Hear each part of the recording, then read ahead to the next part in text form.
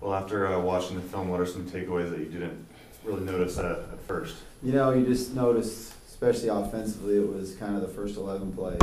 You know, once we got past the first 11 plays, we played well. You know, honestly, we played as an offense against that good defense. We moved the ball well. We guys made good catches. Matt completed 75% of his passes. You know, just you can't start with those first plays, you know. And even in those plays, it just, you know, it was a fumble and a ball going through somebody's hands. But that's you can't do that and be a good team. So, and then defensively, we just got to tackle a lot better. You know, we got to tackle better, and you can't have a couple of those coverages where guys make mistakes and guys come wide open. After the game, you said you thought your defensive front would have an advantage. What did you see on tape that went wrong for you guys? Yeah, they just, you know, I thought Quentin Bradley played well, and the rest of them just didn't play good enough. You know, Quentin played really well, to be honest with you, and the rest of them, there wasn't an advantage. The advantage was more to them over us. Did they just look a little slower than they did in spring ball or throughout fall? They just didn't play good enough. Yeah. You know, I don't know if there's any, you can analyze it all the way you want. The guy across from them beat them. You guys kind of talked about this game as one that could really turn around the program, and obviously if you win it, you gain a lot of momentum. Right. On the other hand, does it kind of work both ways where it can be kind of deflating if you lose it? It's always deflating anyway. I don't think you're ever scared of that. I think you want to be in the fight, you want to make it a big deal, and give it everything you got, and then take the consequences, and then line up again the next week and get everything you got again. I've never been, my whole career as an assistant player or head coach, I think you make every game that way and go for it. You know, it's the guys that are in the fight, give it everything they got and lay it on the line. It's easy for the people that are outside the fight, that have never been in the fight, to say what they want, but you want to give it everything you got. You want to lay it on the line, and that's how you play the game. So that's how you do it, and then you line up and do it again the next week. You get a chance to see what happened to Dave? You know what, actually, I think it might have been something that was kind of growing. You know, sometimes what happens with a foot like that is you might have a slight stress fracture, and it kind of goes, because on film, you really can't see it. And I think Dave's just a super tough kid, and I think he was maybe playing with something that was hurting him a lot worse than he let anybody know. And that happens sometimes when you have a stress fracture, then all of a sudden it just snaps. So it was really unfortunate. As great a camp as he had and as hard as he's worked, you just feel really bad for him. Is that a season? I don't think so. You know, I think it depends on, he's a fast healer. You know, he came back fast from both times he's hurt his shoulders. So it's usually, they say it's a 4 to 6 week deal. And if he can get back in 4 weeks, then it's probably not. If it's longer than that, then the good thing for him is he's got his red shirt here. You know, so you know, we'll just decide that by how long it takes him to get back. Looking forward to USC. How do you approach these big Power 5 games, or at least how have you approached them in the past, and does it change in year 3? You know, I think what we want to do here is, we got a lot of kids from California that probably grew up their whole lives dreaming to play in this stadium, you know, to play this team. So let's go do it. Let's get excited as we can. As a coach, you don't treat it any different. You game plan all day, Sunday and Monday, and, you know, come up with a scheme that you feel like's best against that look. Obviously, has to be a little different because some of the guys that you're blocking and covering are a little bit better than some of the other weeks. So you have to come up with a little different schemes at times. But, you know, I think our guys are going to be excited. I thought we had a good practice Sunday night. So let's just go get excited and play our hearts off, and every single guy walk out of that stadium knowing they played as hard as they could. During fall, you mentioned that the preparation for teams like Wofford and Ohio were different than USC because they do things similarly to you. Yeah, can you expand on that a little bit? Yeah, their defensive scheme is very similar to ours. So a lot of the stuff that we worked when we just go against each other ones-on-ones is very similar, and our offensive scheme is very similar. So you didn't have to, like a lot of times we'd go crossover working those other 3 teams to work specific stuff that they did that we don't see otherwise against each other. But for getting ready for them, when we just go against each other all the time, a lot of the schemes are very similar. We're working in the SEC and the Big Ten, even here the last few years, you've seen a lot of really good QBs on film. Where does Cody rank? Right up there at the very top. You know, he's just really experienced. He does a good job of knowing what the defense is doing, what they're giving up, has real good poise in the pocket, and you know, the more you watch him, probably throws the ball as well when you make him move as he does standing in the pocket. That's what makes it tough. Usually some guys, if you make them move, then they don't throw it as well. He might throw it even better when you make him move than he does standing in the pocket. So hey, he's a really good football player. And his center might be even better. That center might be as good as centers I've ever watched on tape. Boy, is he a football player. Speaking of the offensive line, what kind of test does this offensive line for USC pose to you guys? Yeah, you know, they're really good, especially, again, I'd mention that center one more time. That kid's just, you know, we had a kid at Louisville who was a first-round draft pick that plays for the Bills now that I thought was the best I've been around. But this kid, he's special. You know, the rest of them are really good players too. I think it's a huge game for Quentin Bradley. You know, I think it's a game where he can really, because this is the game that all the people, you know, I think Quentin has a chance to play on Sundays. This is the game people are going to want to see him play, see how he does against him. So he should be really fired up and excited to go play against this level and show what he can do against him. Will he be going up the right tackle, Zach Banner, 6'9"? Well, we move him around, so he'll go against both. Okay. He'll go against both their tackles because Quentin will move around in the game. Can he handle those bigger guys, you think? I hope so. Yeah. You know, he's got to make it a speed game. You know, he doesn't want to run right down the middle of them, that's for sure. Mm-hmm. But it'll be exciting to see. You know, I'll be excited to see how he does. I think he's going to play really well, to be honest with you. Do you think this will be the most talented team you see all year? Auburn, I don't know yet. You know, we'll wait and see with Auburn. They'd probably be pretty close. I would guess they'll both be very similar, talent-wise. I haven't studied Auburn enough yet to say that for sure, but they'll be the two most talented, no question.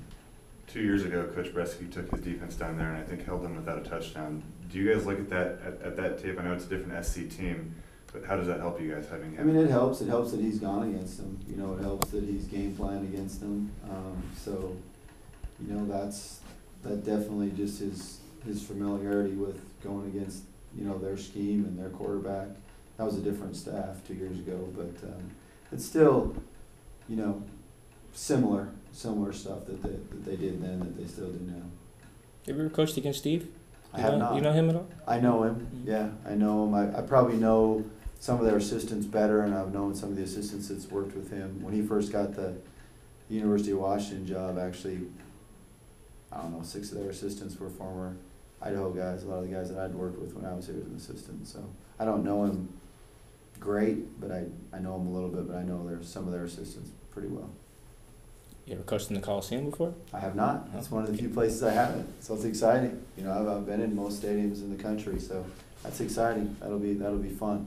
USC wasn't one of these teams, but there were a few shocking upsets across the Pac-12 over the weekend. Does maybe that give you guys? I think it always does. No question. No question. Just shows you that if you get yourself ready to play and you go play as hard as you can, that's why you got to play the game. So that always gives you a little.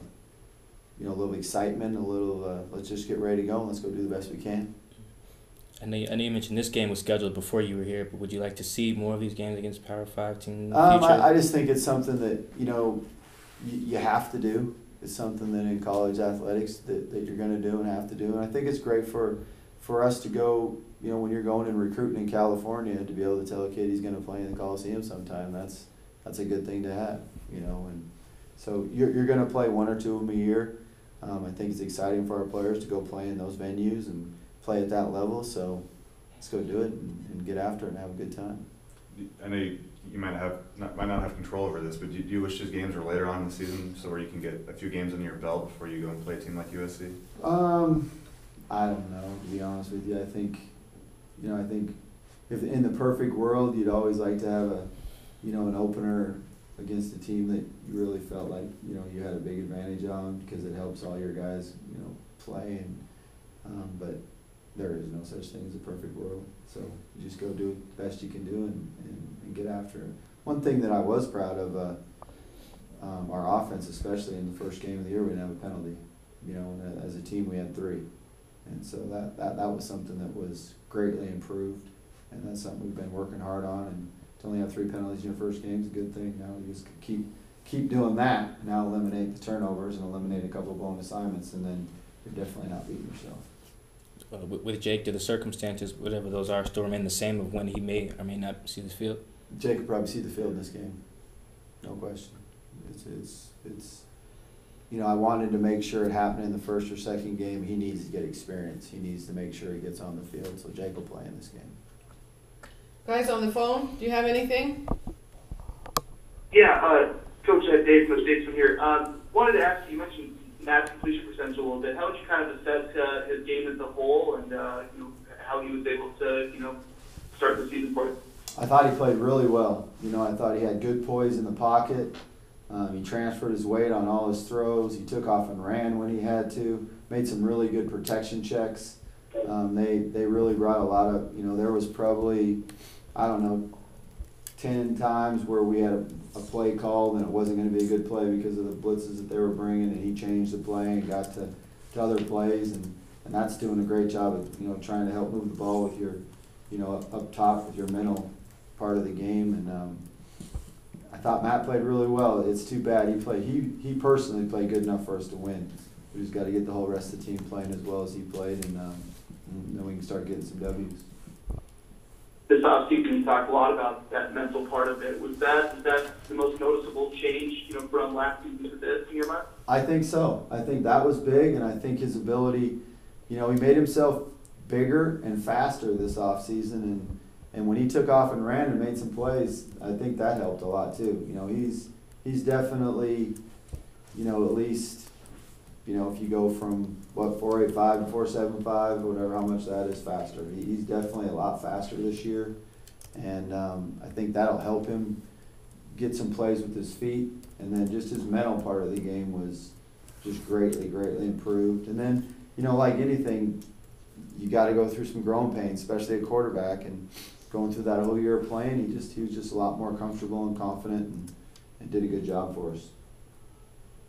And defensively, what's the biggest thing you want to see the team make improvement-wise from week 1 to 2? And you mentioned Quinn played well, but what aspects do you really want to see the team get better at? Tackle, number one. We got to tackle better. We missed too many tackles. And then just do a good job of making sure we all understand our assignments, especially in coverage. There was a couple coverage mistakes that were made by guys that didn't make them all fall camp, so that was a little discouraging. But you know, that's probably the two biggest things. If we can go down there and we can tackle these guys, then we should have a good chance to tackle anybody the rest of the year, because they got some skilled players. So if we can go out in this game and tackle really well, then that'll be very. I think it'll give those players great confidence for the rest of the year.